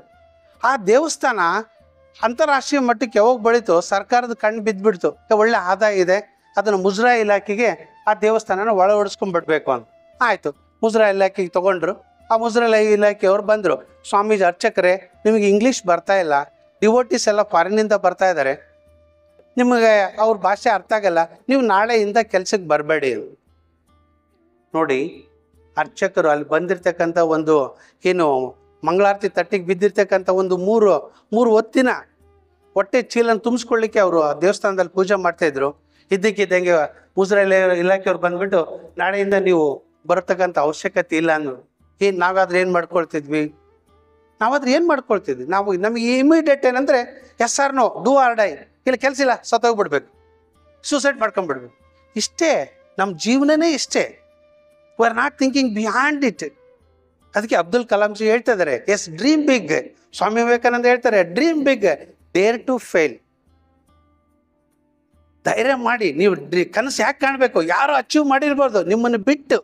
ಮತ್ತು ಯಾರು ಅಚೀವ್ ಮಾಡಬಾರ್ದು ಅಂದರೆ, ನಾನು ಅಚೀವ್ ಮಾಡೋದು ಬೇಡ ಬಿಡಿ sir. No no no no. Yes dream big, you only should achieve it other than others. Yes ಹಾಗೆ ಅಲ್ಲಿ ಅರ್ಚಕ ಏನು ಮಾಡ್ತಾ ಇದ್ದ, ಬಿಟ್ಬಿಡು ಅಂತ ಹೇಳ್ಬಿಟ್ಟು. ಅದೇನು ಮಾಡೋದು ಅರ್ಚಕ, ಅವ್ರಿಗೆಲ್ಲ ಗೊತ್ತಿದೆ. ಯಾಕಂದರೆ 108 ಮಂದಿ ಭಕ್ತರು ಬರ್ತಾರೆ. ಒಬ್ಬರು 100 ರೂಪಾಯಿ ಹಾಕ್ತಾರೆ, ಒಬ್ರು 10 ರೂಪಾಯಿ ಹಾಕ್ತಾರೆ, ಒಬ್ರು ಹಾಗೆ ಭಕ್ತರು ಅಂದಮೇಲೆ ಇದ್ದೇ ಇರುತ್ತೆ ಸಾಮಾನ್ಯ. ಹಾಗೆ ಏನಾಯಿತು, ಆ ಅರ್ಚಕ ನಾಳಿಂದ ಆಯಿತು ಸ್ವಾಮೀಜಿ, ಮತ್ತು ಸರ್ಕಾರ ಆದೇಶ ಅಲ್ವಾ, ನಾಳಿಂದ ಬರಬೇಡ, ಬಿಟ್ಬಿಟ್ಟ. ಅಲ್ಲ ಹೈವೇ ವಿಶಾಲವಾಗಿತ್ತು. ಪಕ್ಕದಲ್ಲಿ ಒಂದು ಡಬ್ಬಾ ಹೋಟೆಲ್, ಅಂದರೆ ಟೈರ್ ಗಾಲಿ ಮೇಲೆ ಒಂದು ಡಬ್ಬಾ ಹೋಟೆಲ್ ಸ್ಟಾರ್ಟ್ ಮಾಡ್ದ. ಶ್ರದ್ಧೆಯಿಂದ ಹೋಟೆಲ್ ಮಾಡ್ದ. ಆ ಹೋಟೆಲ್ ಸಣ್ಣ ಹೋಟೆಲ್ ಇದ್ದದ್ದು ದೊಡ್ಡ ಹೋಟೆಲ್ ಆಯಿತು, ದೊಡ್ಡ ಹೋಟೆಲ್ ಆಗಿದ್ದು ರಾಜ್ಯ ಮಟ್ಟದಲ್ಲಿ ಫೇಮಸ್ ಆಯಿತು, ಅಂತಾರಾಷ್ಟ್ರೀಯ ಮಟ್ಟದಲ್ಲಿ ಫೇಮಸ್ ಆಯಿತು. ಅಂತಾರಾಷ್ಟ್ರೀಯ ಮಟ್ಟದಲ್ಲಿ ಅಲ್ಲಿ ಒಂದು ಒಳ್ಳೆ ಆ ಅಂತಾರಾಷ್ಟ್ರೀಯ ಮಟ್ಟದ ಹೋಟೆಲ್ಗೆ ಈ ಸ್ವಾಮೀಜಿ CEO ಆದರು. ಸ್ವಾಮೀಜಿ CEO ಆದರು. ಆ CEO ಆದಮೇಲೆ ಅವ್ರು ಯಾರೋ ಒಬ್ಬರು ಫಾರಿನ್ ಡೈಲಿ ಇವರೆಲ್ಲ ಪ್ರೆಸ್ ಮೀಡಿಯಾದಲ್ಲಿ ಬಂದರು. ಪ್ರೆಸ್ ಮೀಡಿಯಾದಲ್ಲಿ ಬಂದ್ಬಿಟ್ಟು, ನೀವು CEO ಆಗಿದ್ದೀರಲ್ವಾ ಈ ಒಂದು ಹೋಟೆಲ್ ಬಿಸ್ನೆಸ್ಗೆ, ನಿಮ್ಮದು ಸೀಕ್ರೆಟ್ಸ್ ಏನು ಅಂತ ಸ್ವಲ್ಪ ಈ 2 ವರ್ಷ ಇಂಗ್ಲೀಷ್ನಾಗ ಹೇಳ್ತೀರಾ? ಅರ್ಚಕರು ಹೇಳ್ತಾರೆ, ನನಗೇನಾದರೂ ಇಂಗ್ಲೀಷ್ ಬರ್ತಾ ಇದ್ದಿದ್ರೆ ನಾನು ದೇವಸ್ಥಾನದಲ್ಲಿ ಗಂಟೆ ಬಾರಿಸ್ತಾ ಇದ್ದೆ, ನನಗೆ ಇಂಗ್ಲೀಷ್ ಬರಲಿಲ್ವಲ್ಲ, ಈ ಹೋಟೆಲ್ಗೆ CEO ಆಗಿದ್ದೀನಿ. ಇದ್ರ ಅರ್ಥ ಇಷ್ಟೇ ಮಕ್ಕಳೇ, ಶ್ರದ್ಧೆ ಇರಬೇಕು, ಶ್ರಮ ಇರಬೇಕು. ಅದು ಯಾವಾಗ? Miracles can not happen over A night. ಏನಾದರೂ ಅದ್ಭುತಗಳು ಆಗ್ಬೇಕಂತಂದರೆ ಸತತ ಶ್ರಮ ಬೇಕು. ಒಂದು ಹಗಲು ಒಂದು ರಾತ್ರಿ ಅಥವಾ ಒಂದು ದಿನದಲ್ಲಿ no black magic, no working at all. ಇವತ್ತು ನಾವು ವಿಜ್ಞಾನ ಯುಗದಲ್ಲಿ ಬ್ಲ್ಯಾಕ್ ಮ್ಯಾಜಿಕ್ಕಿಗೆ ಅವಕಾಶಗಳೇ ಇಲ್ಲ. ಹಾಗಾಗಿ ಇನ್ನೊಂದು ಕಡೆ ಬಸವಣ್ಣನವರು ಒಂದು ವಚನ ಹೇಳ್ತಾರೆ, ಮಾಡಿ ಮಾಡಿ ಕೆಟ್ಟರು ಮನವಿಲ್ಲದೆ, ಮಾಡಿ ಮಾಡಿ ಕೆಟ್ಟರು ಮನವಿಲ್ಲದೆ, ನೀಡಿ ನೀಡಿ ಕೆಟ್ಟರು ನಿಜವಿಲ್ಲದೆ, ಮಾಡುವ ನೀಡುವ ಗುಣವುಳ್ಳಡೆ, ಊಡದ ಹಾವಿಂಗೆ ಉಣ್ಣದ ಕರವ ಬಿಟ್ಟಂತೆ. ಮತ್ತು ನಾವು ಕಾಮರ್ಸ್ ಮಂದಿ ಮೊದಲು 2 ಲೈನ್ ಎಗರಿಸ್ಬಿಡ್ತೀವಿ, ಲಾಸ್ಟ್ ಲೈನಿಗೆ ಬರ್ತೀವಿ. ಊಡದ ಹಾವಿಂಗೆ ಉಣ್ಣದ ಕರವ ಬಿಟ್ಟಂತೆ. ಹಾಲು ಕೊಡದೇ ಇರ್ತಕ್ಕಂಥ ಹಸುವಿಗೆ, ಹಸು ಅಂತ ಗೊತ್ತಾಗುತ್ತಲ್ಲ ಮಕ್ಕಳಿಗೆ, ಆಕಳು, ಹಾಲು ಕೊಡದೇ ಇರ್ತಕ್ಕಂಥ ಆಕಳಿಗೆ ಹಾಲು ಕುಡಿದೇ ಇರ್ತಕ್ಕಂಥ ಕರುನ್ ಬಿಟ್ಟಾಗಿದೆ. ಮಾಡಿ ಮಾಡಿ ಕೆಟ್ಟರು ಮನವಿಲ್ಲದೆ. ಮಕ್ಕಳು ಕಾಲೇಜಿಗೆ ಬರ್ತಾ ಇಲ್ವಾ? ಬರ್ತಾ ಇದ್ದಾವೆ. ಮನೆ ಓದ್ತಾ ಇದ್ದಾವೆ. ಹೆಂಗೆ ಓದ್ತಾ ಇದ್ದಾವೆ? ಮೊಬೈಲ್ ಕೈಗೆ ಇಟ್ಕೊಂಡಾವೆ, ಓದ್ತಾ ಇದ್ದಾವೆ. ಅದು ಏನು ಓದ್ತಾ ಇದ್ದಾವೆ? ಇವತ್ತು ನಿಜವಾಗ್ಲೂ ಪೇರೆಂಟ್ಸ್ ಒಂದೇ ಗೊತ್ತು, ಮಕ್ಕಳನ್ನ ಒಂದು ದಾರಿ ತರೋದು ಎಷ್ಟು ಕಷ್ಟ ಅಂತಂದರೆ, ಆ ಮೊಬೈಲ್ ಯಾವನ್ ಕಂಡಿಡ್ದೇನೋ. ಅದು ಲ್ಯಾಂಡ್ಲೈನೇ ಭಾಳ ಚೆನ್ನಾಗಿತ್ತು. ಒಂದು ಸಂಸ್ಕಾರ ಸಂಸ್ಕೃತಿ ಅಂತಕ್ಕಂಥದ್ದು ಲ್ಯಾಂಡ್ಲೈನ್ ಇದ್ದಾಗ ತುಂಬ ಚೆನ್ನಾಗಿತ್ತು. ಏನು ಟೆಕ್ನಾಲಜಿ ಅಡ್ವಾನ್ಸ್ ಆಗಿದ್ದು ಅಡಾಪ್ಟ್ ಮಾಡ್ಕೋಬಾರ್ದಂತಲ್ಲ, ಮಾಡ್ಕೋಬೇಕು. ಆದರೆ ನಾನು ಒಂದು ರೆಗ್ಯುಲೇಟರಿ ಮೆಜರ್ಸ್ನೆಲ್ಲ ಅದು ಹೇಳ್ತೀನಿ. ಈಗ ಹಾಗಾಗಿದೆ, ಸಂಸ್ಕಾರನೇ ಇಲ್ಲ. ಮಕ್ಕಳ ಹತ್ರ ಮೊಬೈಲ್ ಇಸ್ಕೊಂಡ್ಬಿಟ್ರೆ ಏನು ಮಾಡ್ತವೆ? ಇಮ್ಮಿಡಿಯೇಟಾಗಿ ಹೋಗ್ಬಿಟ್ಟು ಸೂಸೈಡ್ ಮಾಡ್ಕೊಂಡ್ಬಿಡ್ತವೆ. ಏನು ಮಾಡೋದು? ಒಂದೇ ಮಗು ಇದೆ, ನನ್ನ ಭವಿಷ್ಯನೇ ನನ್ನ ಮಗ, ಅವನೇ ಸತ್ತು ಹೋದಂದ್ರೆ ಮತ್ತೆ ನಂದೇನು? ಹಾಗಾಗಿದೆ. ಹೀಗೇನಾಗಬೇಕು? ಮಕ್ಕಳು ಹೆಂಗೆ ಬೆಳಿತೇವೋ ನಾವು ಹಾಗೇ ಇರಬೇಕಾಗಿದೆ. ಈಗ ಅದಕ್ಕೆ ನಾನು ನಮಗೇನೋ ಒಂದು ತಲೆ ಕಾಮರ್ಸ್ ಮಂದಿ ನಾವು ಯಾವಾಗಲೂ ಕ್ಯಾಲ್ಕುಲೇಷನ್. ಈ ಸರ್ಕಾರ ಯಾಕೆ ಒಂದು ಫೇಶಿಯಲ್ ಇನ್ಫಾರ್ಮೇಷನ್ ಟೆಕ್ನಾಲಜಿ ಬಂದಿದೆ, ಆರ್ಟಿಫಿಷಿಯಲ್ ಇಂಟೆಲಿಜೆನ್ಸ್ ಬಂದಿದೆ. Artificial intelligence facial express mobile ಮುಂದೆ ನಮ್ಮ ಮುಖ ಇಟ್ಕೊಂಡ್ಬಿಟ್ರೆ ಅದು 18 ವರ್ಷ ಅಂತಂದೇಳಿ ಅದು ಏಜ್ ಐಡೆಂಟಿಫೈ ಮಾಡ್ತದೆ ಆರ್ಟಿಫಿಷಿಯಲ್ ಇಂಟೆಲಿಜೆನ್ಸ್. ಇವತ್ತು AI ಬಂದಮೇಲೆ ನಾವೇನಾದರೂ ಒಂದು ಲ್ಯಾಬ್ರೇಟರಿ ನಿಂತ್ಕೊಂಡ್ಬಿಟ್ರೆ ನನ್ನ ದೇಹದಲ್ಲಿರುವ ಕಾಯಿಲೆಗಳೆಲ್ಲ 1 ನಿಮಿಷದಲ್ಲಿ ರಿಪೋರ್ಟ್ ಕೊಟ್ಬಿಡುತ್ತೆ. ಯಾವ್ದು ವೀಕ್ ಇದೆ, ಯಾವ್ದು ರೀಪ್ಲೇಸ್ ಮಾಡಿಸ್ಬೇಕು, ಇಲ್ಲ ಪರವಾಗಿಲ್ಲ ನೀನು ಇನ್ನೂ ಒಂದು 4 ವರ್ಷ ಕಂಟಿನ್ಯೂ ಮಾಡು ಅಂತಂದೇಳಿ ಅದು ರಿಪೋರ್ಟ್ ಕೊಟ್ಬಿಡುತ್ತೆ. ಅದೇ ಬಿಲ್ ಗೇಟ್ಸ್ ಹೇಳ್ತಾ ಇದ್ರು, by 2027 please and note this point, by 2030 not 2027, 2030 teachers R not required, engineers R not required, doctors R not required. ಮಕ್ಕಳೇ, ಉಪನ್ಯಾಸಕ್ಕೆ ವರ್ಗದವ್ರೆ, ಇವತ್ತು ನೋಡಿ, ಇವತ್ತು ಇಸ್ರೋದ ಇನ್ಫೋಸಿಸ್ನಲ್ಲಿ 15,000 ಎಂಪ್ಲಾಯೀಸ್ನ ಲೇ ಆಫ್ ಮಾಡಿದ್ದಾರೆ. ಇವತ್ತು ಒಂದು ಉದಾಹರಣೆ. ನಾಳೆ ನಾವು ಏನಾಗ್ತೀವೋ ಗೊತ್ತಿಲ್ಲ, ಎಷ್ಟು ದಿನ ನಾವು ಸೇವೆ ಮಾಡ್ತೀವಿ ಅನ್ನೋದು ಗೊತ್ತಿಲ್ಲ. ನಾವು ಆ ಒಂದು ಹಿನ್ನೆಲೆಯಲ್ಲಿ ನಾವು ಫಾರ್ಚುನಿಸ್ಟ್ ಅಂತ ಹೇಳ್ತೀನಿ ನಾನು. ಯಾಕಂತಂದರೆ ನಮಗಿನ್ನೊಂದು 5-6 ವರ್ಷದ ಸರ್ವಿಸ್ ಮುಗಿದು ಬಿಡ್ತು. ಅಷ್ಟರೊಳಗೆ ಆರ್ಟಿಫಿಷಿಯಲ್ ಇಂಟೆಲಿಜೆನ್ಸ್ ಫುಲ್ ಕವರ್ ಆಗಿದಾಗೆ ನಮ್ಮ ಸರ್ವಿಸ್ ಮುಗಿದು ಬಿಡುತ್ತೆ. ಆದರೆ ನಮ್ಮ ಮುದ್ದು ಮಕ್ಕಳು ಏನಿದಾವಲ್ಲ, ಅವು ಏನು ಕನಸು ಹೊತ್ಕೊಂಡು ಬಂದಿದ್ದಾವಲ್ಲ, ಅವ್ರಿಗೆ ಯಾವ ಥರ ಬೆಳಿಬೇಕು ಅದನ್ನು ಸ್ವಲ್ಪ ದಯಮಾಡಿ ಅರ್ಥ ಮಾಡ್ಕೋಬೇಕು. ಹಾಗಾಗಿ ಪೇರೆಂಟ್ಸ್ ಒಂದಿದೆ ಅಲ್ವಾ, ಈಗ ಅದೇ ಮಾಡಿ ಮಾಡಿ ಕೆಟ್ಟರು ಮನವಿಲ್ಲದೆ, ಮಾಡುವ ನೀಡುವ ನಿಜ ಗುಣ ಉಳ್ಳಡೆ, ಉಡದ ಹಾವಿಂಗೆ ಉಣ್ಣದ ಕರ್ವ ಬಿಟ್ಟಂತೆ. ಆಕಳು ಹಾಲು ಕೊಡದೇ ಇರ್ತಕ್ಕಂಥ ಆಕಳಿಗೆ ಕುಡಿದೇ ಇರ್ತಕ್ಕಂಥ ಕರುನ್ ಬಿಟ್ಟ ಕುಡಿಯೋಕ್ಕಾಗ ಸಾಧ್ಯನೇ ಇಲ್ಲ. ಹಾಗಾಗಿ ನಾವೆಲ್ಲ ಮಿಸ್ಮ್ಯಾಚ್ ಮಾಡ್ತಾ ಇದೀವಿ, ನಮ್ಮ ಮಕ್ಕಳನ್ನ ಫೋರ್ಸ್ ಮಾಡ್ತಾ ಇದೀವಿ. ಈಗ ಕುದುರೆನ ತಗೊಂಡ್ಬಿಟ್ಟು ನೀರು ತೋರಿಸಿ ಆ ಕುದುರೆ ಕುತ್ತಿಗಿನ ದಬ್ತಾ ಇದೀವಿ ನೀರಿಗೆ, ಕುಡಿ ಕುಡಿ ಕುಡಿ ಕುಡಿ ಅಂತ. No, it never drinks at all. ಏನಾಗಬೇಕು? ಒಟ್ಟು run the horse for so many rounds. ಒಂದು 5-6 ರೌಂಡ್ ಕುದುರೆನ ಓಡಿಸಿ, ಅದು it will search where is the water. ಅದು ಆಗಬೇಕಾಗಿದೆ. ಪೇರೆಂಟ್ಸ್ ದಯಮಾಡಿ ಅರ್ಥ ಮಾಡ್ಕೊಳ್ಳಿ. ನಮ್ಮ ಮಗ ಡಾಕ್ಟರ್ ಆಗಲಿ, ನಮ್ಮ ಮಗ ಇಂಜಿನಿಯರ್ ಆಗಲಿ, ಅವ್ನಿಗೆ ಏನಾದರೂ ಆಗ್ತಾನೆ, ಫಸ್ಟ್ಗೆ ನೀವು ಸಂಸ್ಕಾರ ಕೊಡಿ. ಒಂದು ಸಂಸ್ಕಾರ ಕೊಡಿ. ಯಾವುದೇ ಅವನು BA ಮಾಡಿರ್ತಕ್ಕಂಥವ್ರು ಇವರೆಲ್ಲ ನಮ್ಮನ್ನ ಯಾರು ಇವರು ಯಾವುದು ನಾಗಲಿಂಗೇಶ್ವರ ಸ್ವಾಮಿಗಳು ಅವರನ್ನ MSc ಮಾಡಿಬಿಟ್ಟಿದ್ರ ಅಥವಾ ಇನ್ನೊಬ್ಬರೆಲ್ಲ ನಾವೆಲ್ಲರೂ MSc ನಾನೇ including me instead of blaming others. Yes I am have I done any MSc? No. But ಏನಾಗಬೇಕು ಅಂತಂದರೆ ಒಂದು ಸಿನ್ಸಿಯಾರಿಟಿ ಬೇಕು, ಪೇಷನ್ಸಿ ಬೇಕು, ಕನ್ಸಿಸ್ಟೆನ್ಸಿ ಬೇಕು, ಸತತ ಶ್ರಮ ಬೇಕು. ಅದು ಬಿಟ್ಟರೆ ಯಾವುದು ಇಲ್ಲ ಅಂತ ಹೇಳ್ತಾ ಇನ್ನೊಂದು 2-3 ಪಾಯಿಂಟ್ಸ್ ಇದ್ದಾವೆ, ಮುಗಿಸ್ಬಿಡ್ತೀನಿ, ಬೇಗ ಮುಗಿಸ್ತೀನಿ. ಎಸ್ ಈಗ ಮತ್ತು ಆಮೇಲೆ ಇನ್ನೊಂದು ಕಡೆ ದಾರಾ ಬೇಂದ್ರೆ ಇನ್ನೊಂದು ಮಕ್ಕಳಿಗೋಸ್ಕರನೇ ಇದು ಹೆಚ್ಚು ಪೇರೆಂಟ್ಸ್ಗೆ, ಟೀಚರ್ಸ್ಗೆ. ನಮಗೆ ಶ್ರೀನಿವಾಸ ರೆಡ್ಡಿ ಸರ್ ಹೇಳ್ತಾ ಇದ್ರು, ಇವು ಹೆಚ್ಚು focus on teachers and students ಅಂತ. ದಾರಾ ಬೇಂದ್ರೆ ಅವರು 111 ಕಥೆಗಳು ಒಂದು ಪುಸ್ತಕ ಇದೆ. ಎಸ್ ಭಾಳ ವಂಡರ್ಫುಲ್ ಬುಕ್. ಒಂದ್ಸಲ ತೊಗೊಂಡು ಓದಿ. ನಾವು ಯೂಶ್ವಲಿ ನಾನು ಕಾಮರ್ಸ್ ಮೇಸ್ಟ್ ಆದ್ರೂ ಸ್ವಲ್ಪ ಲಿಟ್ರೇಚರ್, ಕನ್ನಡ ಲಿಟ್ರೇಚರ್ ಬಗ್ಗೆ ಓದ್ತಾ ಇರ್ತೀನಿ. ದಾರಾ ಬೇಂದ್ರೆ ಅವ್ರು 111 ಕಥೆಗಳು. ಅಲ್ಲಿ ಒಂದು ಯಾವುದೋ ಒಂದು ಕತೆ ನಂಬರ್ ಗೊತ್ತಿಲ್ಲ. ಆ ಕಥೆಯಲ್ಲಿ ದಾರಾ ಬೇಂದ್ರೆ ಅವ್ರು ಬರೆದಿದ್ದಾರೆ. ಯಾಕೆ ಬರೆದಿದ್ದಾರೆ ಅಂತಂದರೆ, ಒಂದು ದಟ್ಟವಾದ ಅರಣ್ಯ ಇದೆ. ಸರ್ ಕಂಟಿನ್ಯೂ ಮಾಡ್ಬೋದಾ? ಇನ್ನೊಂದು 10 ನಿಮಿಷ ಮಾಡ್ಬೋದಾ? ಅಲ್ಲ, time for president sir. Can I continue 10 more minutes? Yes, thank you. ಅಲ್ಲಿ ದಟ್ಟವಾದ ಅರಣ್ಯ ಇರುತ್ತೆ. ಆ ದಟ್ಟವಾದ ಅರಣ್ಯದಲ್ಲಿ ಸ್ವಾಮೀಜಿ ಇರ್ತಾರೆ. ಆ ಸ್ವಾಮೀಜಿಗೆ 3 ಶಿಷ್ಯಂದ್ರು ಇರ್ತಾರೆ. 3 ಶಿಷ್ಯರಲ್ಲಿ, ಶಿಷ್ಯಂದ್ರ ಗೊತ್ತಲ್ವಾ? ಎಸ್, ಶಿಶು ಮಕ್ಕಳು ಇರ್ತಾರೆ. ಶಿಷ್ಯಂದ್ರು ಇರ್ತಾರೆ. ಅದರಲ್ಲಿ ಒಬ್ಬನು ದೊಡ್ಡ ಶಿಷ್ಯ ಇರ್ತಾನೆ. ಕ್ರಮೇಣ ಕಾಲಘಟ್ಟ ಮುಗಿತಾ ಬಂತು, ಅಥವಾ ಕಾಲಘಟ್ಟ ಆದಮೇಲೆ ಕ್ರಮೇಣವಾಗಿ ಆ ಸ್ವಾಮೀಜಿ ಆ ಮಠನ ರನ್ ಮಾಡೋಕ್ಕಾಗದೇ ಆಗ್ತಾ ಇರಲಿಲ್ಲ. ಒಂದಿನ 3 ಶಿಶು ಮಕ್ಕಳನ್ನ ಕರೆದು ಹೇಳ್ತಾರೆ, ನೋಡಪ್ಪ, ಆಶ್ರಮದಲ್ಲಿ ಅಲ್ಪ ಸ್ವಲ್ಪ ಏನೋ ಇದೆ, ಅದನ್ನ ತೊಗೊಂಡು ನೀವು ಹೋಗ್ಬಿಡಿ. ನನಗೆ ನಿಮ್ಮನ್ನು ಮೇಂಟೈನ್ ಮಾಡೋಕ್ಕಾಗ್ತಾ ಇಲ್ಲ. ನಾನು ಎಲ್ಲೋ ವಯಸ್ಸಾಗಿದೆ, ಇವತ್ತು ನಾಳೆ ನಾನು ಹಣೆ ಬರ ಕಳೆದು ಹೋಗುತ್ತೆ. ನನ್ನ ಬಗ್ಗೆ ಯೋಚನೆ ಮಾಡಬೇಡಿ. ನೀವು 3 ಎಲ್ಲಾದರೂ ಹೋಗಿ ಬದುಕೊಳ್ಳಿ. ಮಠದಲ್ಲಿ ಇದ್ದಿದ್ದು ಬದ್ದಿದ್ದೆಲ್ಲ ತೊಗೊಂಡೋಗ್ಬಿಡಿ. 3 ಶಿಶು ಮಕ್ಕಳಲ್ಲಿ ಒಬ್ಬನಿಗೆ ಭಯಂಕರ ದಡ್ಡ. ಇಬ್ಬರೇನಿದ್ರಲ್ಲ ಅಡ್ವಾನ್ಸ್, ರಾತ್ರಿ ಏನು ಇದ್ದಿದ್ದು ಬದ್ದದು ಆ ಆಶ್ರಮದಲ್ಲಿ ಇದ್ದನ್ನೆಲ್ಲ ಕಿತ್ಕೊಂಡು ಹೋಗ್ಬಿಟ್ಟು, ಇವನು ಬೆಳಗ್ಗೆ ಸ್ವಾಮೀಜಿ ಮತ್ತೆ ಎದ್ದು ಬಂದು ನೋಡ್ತಾರೆ, ಇವನು ಇಲ್ಲೇ ಇದ್ದಾನೆ ಶಿಷ್ಯ. ಯಾಕೋ ಶಿಷ್ಯ ನೀನು ಹೋಗೇ ಇಲ್ಲ ಅಂತ. ಅವನು ಏನು ಮಾತಾಡ್ತಾ ಇಲ್ಲ. ನೀನು ಹೋಗ್ಬೇಕಂದ್ರೆ ಹೋಗ್ಬೇಕು, ಏನಿದೆ ತೊಗೊಂಡೋಗೋದು. ಅಲ್ಲಿ ನೋಡ್ತಾನೆ, ಅಲ್ಲಿ ಏನೂ ಇಲ್ಲ ಮಠದಲ್ಲಿ, ಒಂದೇ ಒಂದು ಕತ್ತೆ ಇದೆ. ಇದನ್ನೇ ತಗೊಂಡೋಗ ಅಂತ ಹೇಳ್ಬಿಡ್ತಾರೆ ಸ್ವಾಮೀಜಿ. ಆಯಿತು. ಅವನಿಗೆ ಆ ಕತ್ತೆಗೆ ಹಸು ಆಗ್ತಾ ಇದೆ, ನೀರು ಕುಡಿಸ್ಬೇಕನ್ನೋ ಒಂದು ಜ್ಞಾನನೂ ಆ ಶಿಷ್ಯಗೆ ಇರೋದಿಲ್ಲ. ಆ ಕತ್ತೆ ತೊಗೊಳ್ತಾನೆ, ಹೋಗ್ತಾನೆ. 1 ದಿನ, 2 ದಿನ, 3 ದಿನ, 4 ದಿನ ಆದಮೇಲೆ ಆ ಕತ್ತೆ ಬಿದ್ದು ಸತ್ತೋಗ್ಬಿಡುತ್ತೆ.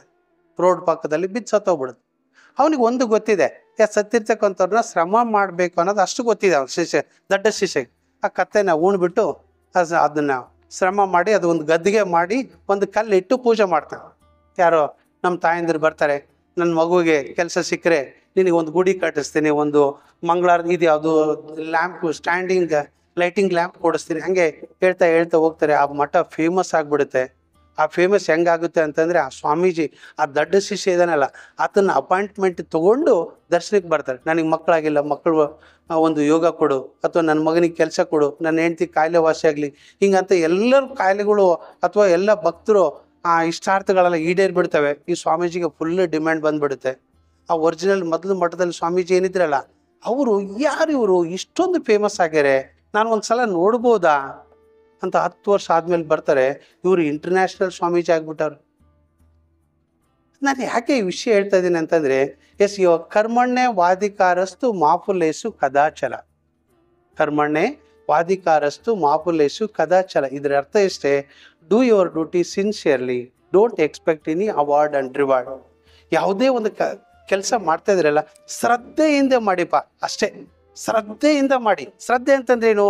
ಮನಸ್ಸು ದೇಹ ಒಂದೇ ಕಡೆ ಇರಲಿ. ನಮ್ಮ ಮಕ್ಕಳಿಗೆ ಅದೇ ಒಂದು ದೊಡ್ಡ ಕಷ್ಟ. ನಮ್ಮ ಮಕ್ಕಳು ಹಿಡ್ಕೊಂಡು 2 ತಾಸು ಓದಿಸಿದೀವಿ ಅಂತಂದರೆ ಅವತ್ತು ನಾವು ಪೇರೆಂಟ್ಸ್ ಗ್ರೇಟ್ ಆಗಿದೆ. ಹಾಗಾಗಿ ಕರ್ಮಣ್ಣೆ ವಾದಿಕಾರಸ್ತು ಮಾಪುಲೇಸು ಕದಾಚಲ. Yes, do your duty sincerely, then award and reward will follow you. ನಿಮ್ಮನ್ನು ಅವಾರ್ಡ್ ರಿವಾರ್ಡ್ ನಿಮ್ಮನ್ನು ಹುಡ್ಕೊಂಡು ಬರ್ತವೆ. ಆ ಕೆಲಸ ಆಗಬೇಕಾಗಿದೆ, ಆ ಕೆಲಸ ಮಕ್ಕಳು ಮಾಡಬೇಕು, ನಾವು ಪೇರೆಂಟ್ಸ್ನು ಮಾಡಬೇಕು ಅಂತ. ಈಗ ಇನ್ನೂ ಒಂದೆರಡು ಪಾಯಿಂಟ್ ಇದೆ. ನನಗೂ ಇತಿಹಾಸದಲ್ಲಿ ಅಷ್ಟು ಗೊತ್ತಿಲ್ಲ. ಕಾಮರ್ಸ್ ಮೇಸ್ಟ್ ನಾನು SSLC ತನಕ ಅಷ್ಟೇ ಇತಿಹಾಸ ಓದಿದ್ದು. Till 1950 muscle power played N important role. 1950 ತನಕ ತೋಳ್ಬಲ ಅಷ್ಟೇ, ತೋಳ್ಬಲ ಇದ್ದವರು ಆ ದೇಶ ಆಳ್ತಾ ಇದ್ರು. ಅದು ಎಲ್ಲರಿಗೂ ಗೊತ್ತಿದೆ. ಅದು ರಾಜರ ಕಾಲ.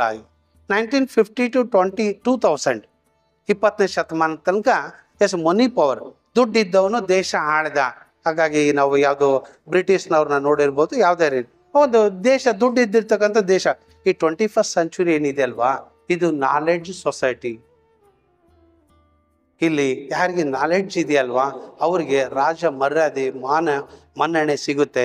ಹಾಗಾಗಿ ನಾವು ಏನು ಆಗಬೇಕು, ನೀವು ಏನು ಆಗ್ತಿರೋ ಗೊತ್ತಿಲ್ಲ. ಮೊದಲು ಒಂದು ಕರೆಂಟ್ ನಾಲೆಡ್ಜ್ ಮತ್ತು ಔಟ್ಡೇಟೆಡ್ ನಾಲೆಡ್ಜ್ ಅಲ್ಲ. B A current currency.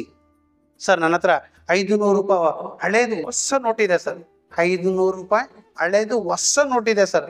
ನಿಮ್ಮನ್ನ ಕೃಷ್ಣನ ಜನ್ಮಸ್ಥಳಕ್ಕೆ ಕಳಿಸ್ತಾರೆ. ಮಕ್ಕಳು, ಕೃಷ್ಣನ ಜನ್ಮಸ್ಥಳ ಯಾವುದು? ಕೃಷ್ಣನ ಜನ್ಮಸ್ಥಳ ಯಾವುದು ಅಷ್ಟೇ ಗೊತ್ತಿರೋದು ನಮ್ಮ ಮಕ್ಕಳಿಗೆ. ಕೃಷ್ಣನ ಜನ್ಮಸ್ಥಳ ಜೈಲು. ಹಾಗಾಗಿ ನಮಗೇನು you have to update. Then what are the requirements of the future, what are the requirements of the carpet, you should understand. Yes, ಹಾಗೆ ಈ ಸಂಸ್ಕಾರ ಅಂತ ಬಂದ ತಕ್ಷಣ ಒಂದೇ ಒಂದು ಉದಾಹರಣೆ ಹೇಳ್ತೀನಿ.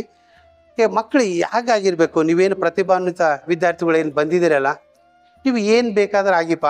ನೀವು ಬಿ ಇನಾದರೂ ಮಾಡ್ಕೊಳ್ಳಿ, ಮೆಡಿಸಿನ್ಸ್ ಡಾಕ್ಟರ್ ಆದರೂ ಆಗಿ, MTech ಆದರೂ ಆಗಿ. ಆದರೆ 2 ಮಾತ್ರ ನೀವು ಅರ್ಹತೆ ಪಡಿಲೇಬೇಕು. ಒಂದು ಯಾವುದು? ಕೈ ನೀತಿ ಬಿಟ್ಟಿರಬಾರ್ದು. ಒಂದು ಕೈ ನೀತಿ ಬಿಟ್ಟಿರಬಾರ್ದು. ಹಂಗಂದ್ರೆ ಏನು ಗೊತ್ತಾಗ್ತಾ ಇಲ್ಲ ಮಕ್ಕಳಿಗೆ. You should not violate the law. ಯಾವುದೇ ಸರ್ಕಮ್ಸ್ಟೆನ್ಸಸ್ ಆಗಿರಲಿ, ಎಂಥ ವಾತಾವರಣ ಆಗಿರಲಿ, ನೀವು ಕೈ ನೀತಿ ಬಿಟ್ಟಿರಬಾರ್ದು. You should not violate the law. Second point ಏನು ಗೊತ್ತಾ? Yes, your art should beat for the nation. ನಿಮ್ಮ ದೇಹ, ನಿಮ್ಮ ಹೃದಯ ದೇಶಕ್ಕೋಸ್ಕರ ಮಿಡಿತಾ ಇರಬೇಕು. ದೇಶ ಪ್ರೇಮ ನಿಮ್ಮ ಹೃದಯದಲ್ಲಿ ಇರಬೇಕು.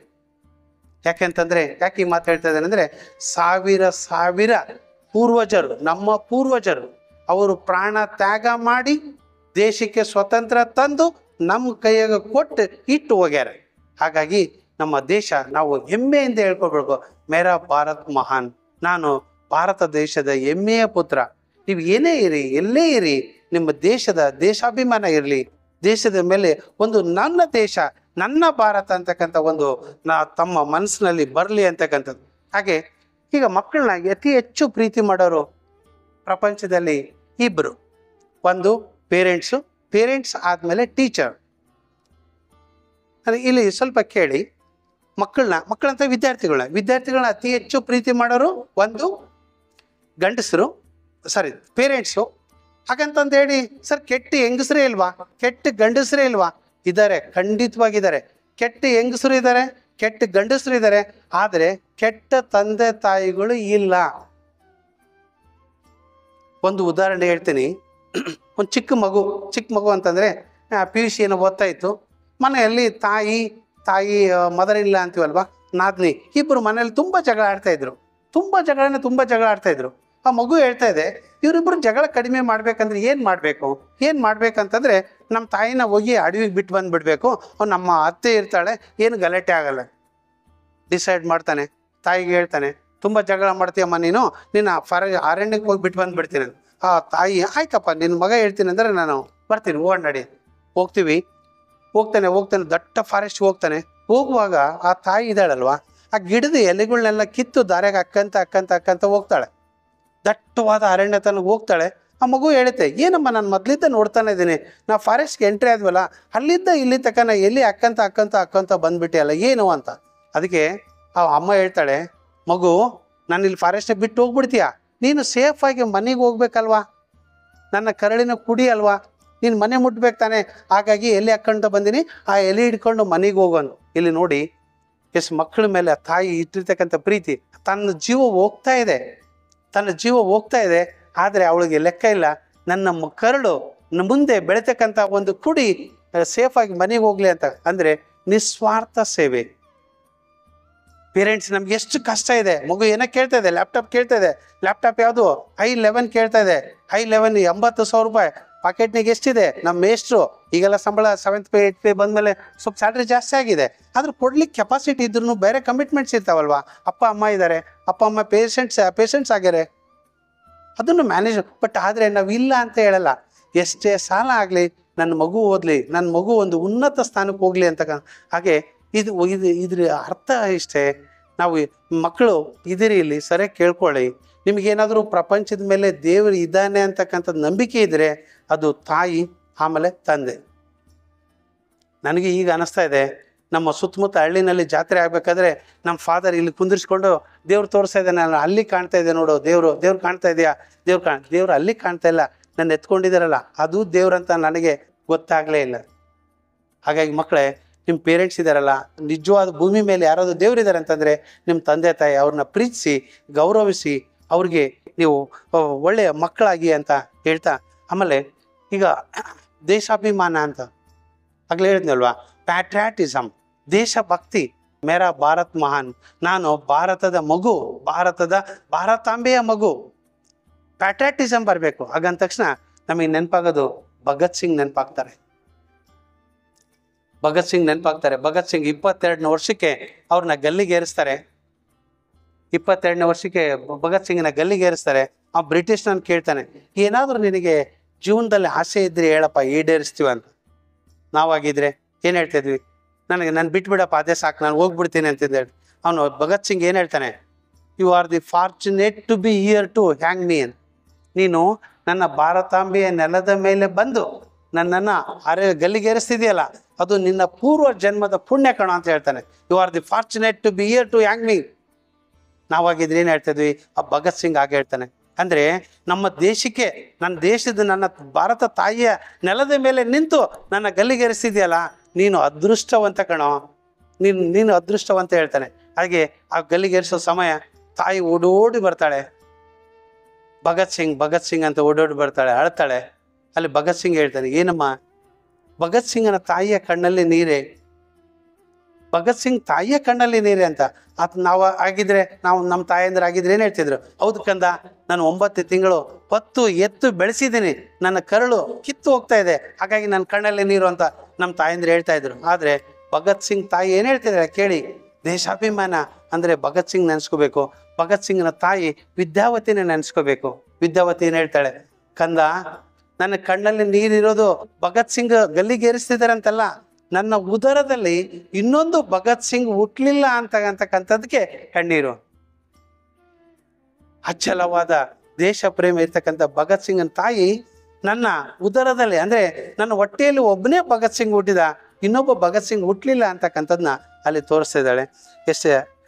ಆಮೇಲೆ ಹೇಗಿರ್ಬೇಕು ನಾವು, ಒಂದು ಎಕ್ಸಾಂಪಲ್, ಹೇಗಿರ್ಬೇಕು ಸರ್, ಬರೀ ಇತಿಹಾಸಗಳಲ್ಲಿ ಹೇಳ್ಬಿಟ್ರಿ, ಈಗೇನಾದರೂ ಲೈವ್ ಇರೋದು ಯಾವುದಾದ್ರೂ ಹೇಳ್ತೀರಾ? ಎಸ್, ನಿಜವಾಗ್ಲೂ ಹೇಳ್ತೀನಿ. SK ಕಾಂತ ಅಂತಂದೇಳಿ ನೀವು ಹೆಸರು ಕೇಳಿರ್ಬೋದು, ಮೋಸ್ಟ್ಲಿ ನಮ್ಮ ಉಪನ್ಯಾಸಕ ವರ್ಗದವರೆಲ್ಲ ಕೇಳಿರ್ತಾರೆ. ಕೃಷಿ ಕಾರ್ಮಿಕರಾಗಿದ್ದರು. ಅವರು ಈಗಲೂ ಇದ್ದಾರೆ. ಮೊನ್ನೆ 2024ರಲ್ಲಿ JH ಪಾಟೀಲ್ ಅವಾರ್ಡ್ ಅವ್ರಿಗೆ ಸಿಗ್ತದೆ. ಅವ್ರು ಈಗಲೂ ಇದ್ದಾರೆ. ಅವರು ಭಾಳ ಏನು ಓದಿರಲಿಲ್ಲ, PUC ಹೋಗಿರ್ಬೇಕಂತ ಅಂದ್ಕೊಳ್ತೀನಿ. ನಾನೆಲ್ಲ ಡೆಕ್ಕನಾಡ್ನಲ್ಲಿ ಒನ್ ಇಯರ್ ಬ್ಯಾಕ್ ಓದಿದ್ದು. PUC ಓದಿದ್ದಾರೆ ಅವರು. MSK ಮಿಲ್ ಅಂತಂದಿದೆ ಗುಲ್ಬರ್ಗದಲ್ಲಿ, MSK ಮಿಲ್ ಅಂತಂದಿದೆ. ಆ MSK ಮಿಲ್ಲಲ್ಲಿ ಅವರು ಸೆಕೆಂಡ್ ಡಿವಿಷನ್ ಕ್ಲರ್ಕ್ ಆಗಿ ಸೇರ್ತಾರೆ. ಅಲ್ಲಿ ಒಂದು ಯೂನಿಯನ್ ಕಟ್ಕೊಳ್ತಾರೆ, ಲೇಬರ್ ಯೂನಿಯನ್ ಕಟ್ಕೊಳ್ತಾರೆ. ಆ ಲೇಬರ್ ಯೂನಿಯನ್ಗೆ MSK ಮಿಲ್ಲಲ್ಲಿ, ಕಾಟನ್ ಮಿಲ್ ಅಂತಂದಿದೆ ಗುಲ್ಬರ್ಗದಲ್ಲಿ, ಅಲ್ಲಿ ಸೆಕೆಂಡ್ ಡಿವಿಷನಲ್ ಕ್ಲರ್ಕ್ ಆಗಿ ಒಂದು ಲೇಬರ್ ಯೂನಿಯನ್ ಕಟ್ಕೊಳ್ತಾರೆ. ಆ ಲೇಬರ್ ಯೂನಿಯನ್ಗೆ ಅಧ್ಯಕ್ಷರಾಗ್ತಾರೆ. ಆಗಿ ಸ್ವಲ್ಪ ದಿನದಲ್ಲಿ MLA ಎಲೆಕ್ಷನ್ಗೆ ನಿಲ್ತಾರೆ. MLA ಎಲೆಕ್ಷನ್ಗೆ ಗೆಲ್ತಾರೆ. ಗೆದ್ದು ಬಿಟ್ಟು ಏನೇನ್ಬೇಕು ಲೇಬರರ್ ಮಿನಿಸ್ಟರ್ ಆಗ್ತಾರೆ. ಕಾರ್ಮಿಕ ಸಚಿವರಾಗ್ತಾರೆ. ಏನು ಸರ್ ಇದೆಲ್ಲ ಕಾಮನ್ ಅಲ್ವಾ? ನಾನು ಅದನ್ನೇ ಹೇಳ್ತಾ ಇಲ್ಲ, ಅದ್ರ ಹಿನ್ನೆಲೆ ನೋಡಿ. ಕಾರ್ಮಿಕ ಸಚಿವರಾಗಿ ಅವ್ರಿಗೆ ಸರ್ಕಾರ ಒಂದು ಕಾರ್ ಕೊಡ್ತು, ಕಾರ್ ತಗೊಳ್ಳಿಲ್ಲ. ಬೆಂಗಳೂರಿನಲ್ಲಿ SK ಕಾಂತ್ ಅವ್ರಿಗೆ ಸೈಟ್ ಕೊಡ್ತು, ಸೈಟ್ ತಗೊಳ್ಳಿಲ್ಲ. ಆಮೇಲೆ ಮುರಾರ್ಜಿ ದೇಸಾಯಿ ಅವಾರ್ಡ್ ಕೊಡ್ತಾರೆ. ಅವಾರ್ಡ್ ಕೊಟ್ಟು 10 ಲಕ್ಷ ರೂಪಾಯಿ ಸರ್ಕಾರ ಕೊಡುತ್ತೆ. ಯಾರಿಗೆ? SK ಕಾಂತ್ ಅವ್ರಿಗೆ ಕೊಡ್ತಾರೆ. ಅವರು ಇಲ್ಲ ಸ್ವಾಮಿ, ಇದು ಕೃಷಿ, ಇದು ಯಾವುದು ಮೈನಾರಿಟಿ, ಮುರಾರ್ಜಿ ದೇಸಾಯಿ ಅಂದರೆ ಅದು ಕಡಿಮೆ, ಎಕ್ಸಾಕ್ಟ್ ವರ್ಡ್ ಸಿಗ್ತಾಯಿಲ್ಲ, ಇದು ಒಂದು ವರ್ಗದವ್ರಿಗೆ ಸೇರ್ಬೇಕಾಗಿರ್ತಕ್ಕಂಥ ಹಣ, OBC ಅವರಿಗೆ ಸೇರ್ಬೇಕಾಗಿರ್ತಕ್ಕಂಥ ಹಣ ಆ OBC ಸಂಘಕ್ಕೆ ಕೊಡ್ತಾರೆ. OBC ಸಂಘ ಮುರಾರ್ಜಿ ದೇಶ ವಸತಿ ಶಾಲೆ ಇದೆ ಅಲ್ವಾ, ಆ ಒಂದು ಬೋರ್ಡ್ಗೆ 10 ಲಕ್ಷ ರೂಪಾಯಿ ಕೊಡ್ತಾರೆ.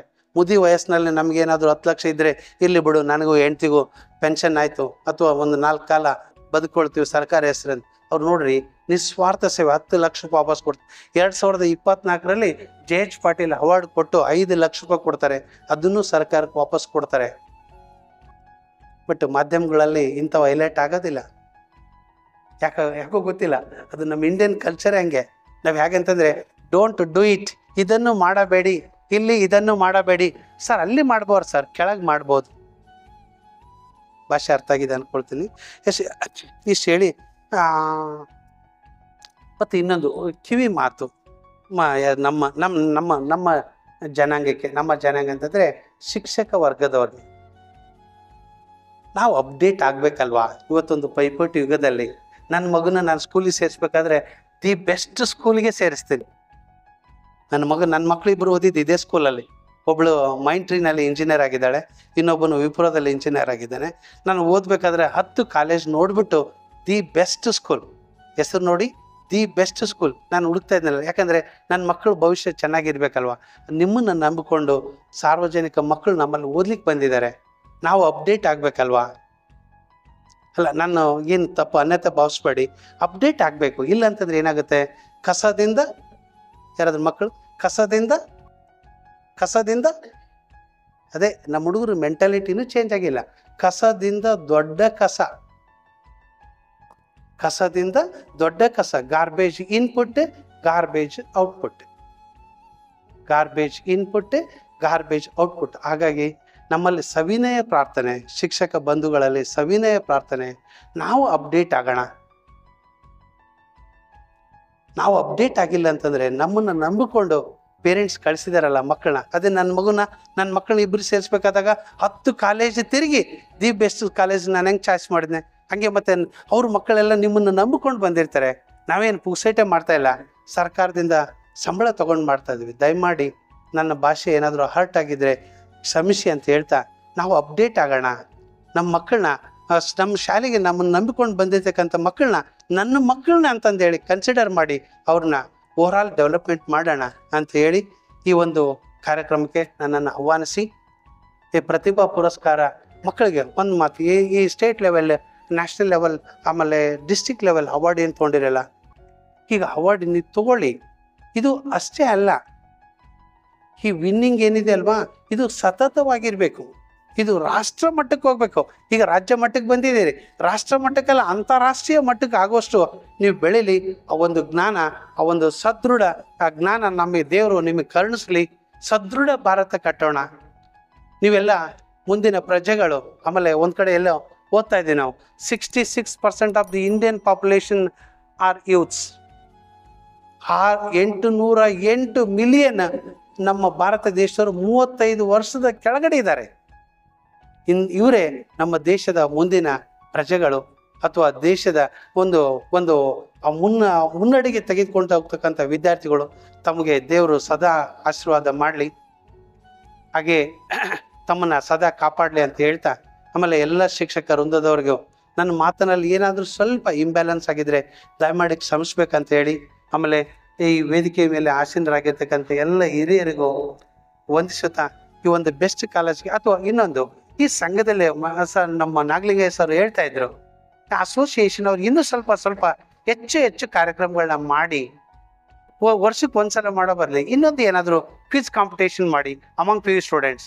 ಆಮೇಲೆ ಡಿಬೇಟ್ ಮಾಡಿ, ಅಥವಾ ನಿಮ್ಮಂತ ಯಾರಾದರೂ ಒಬ್ಬ ಗಣ್ಯಮಾನ್ಯ ವ್ಯಕ್ತಿಗಳನ್ನ ಕರೆಸಿ ಮಕ್ಕಳಿಗೆ ಒಂದು ಕಡೆ ಕರೆಸಿ ಒಂದ್ಸಲ ಇಂಟ್ರೊಡ್ಯೂಸ್ ಮಾಡಿಸಿ, ಒಂದ್ಸಲ ಅಡ್ರೆಸ್ ಮಾಡಿಸಿ.